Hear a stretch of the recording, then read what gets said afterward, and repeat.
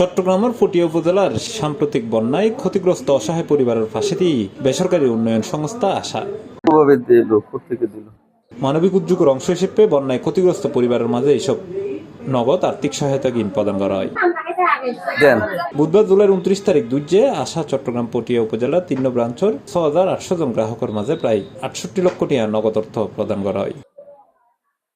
এই সময় আশার ঊর্ধ্বতন কর্মকর্তা সহ উপস্থিত ছিলেন ডিভিশনাল ম্যানেজার এস.এম. Nafis Mahmud, senior additional divisional manager Mohammad Nazrul Islam, council Ferdous Begum, district manager Mohammad Olia Rahman, regional manager Mohammad Yasin সহ অন্যান্য কর্মকর্তা।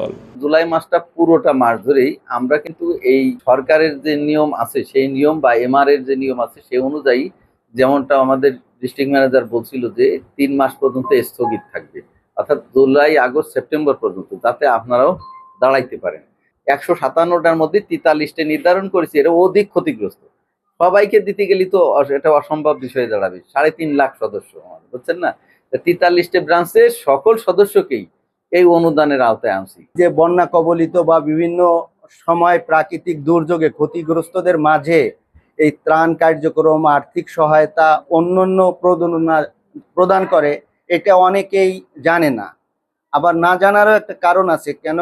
আমরা বিশেষ করে উপজেলা পর্যায়ে ইউনো মহোদয়কে এবং জেলা পর্যায়ে ডিসি মহোদয়ের ত্রাণ তহবিলে এই আর্থিক সহায়তা দিয়ে থাকি। সহায়তা বিতরণের সময় আশার কর্মকর্তা হয়ে দুর্যোগ ক্ষতিগ্রস্ত মাইচুর পাশে দাঁড়ানো তার সামাজিক দায়িত্বের অংশ। ভবিষ্যতেও এমন মানবিক সংকট মোকাবেলায় আশা সবসময় মাইচুর পাশে থাকবে। উপকারভোগী হল আশার প্রতি কৃতজ্ঞতা প্রকাশ করছে এবং এই ধরনের উদ্যোগ অব্যাহত রাখিবার আহ্বান জানাই।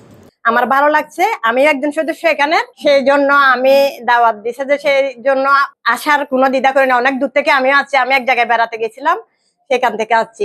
আপনারা কেউই এর কাছে দাস হইতে পারেন না, তা আমরা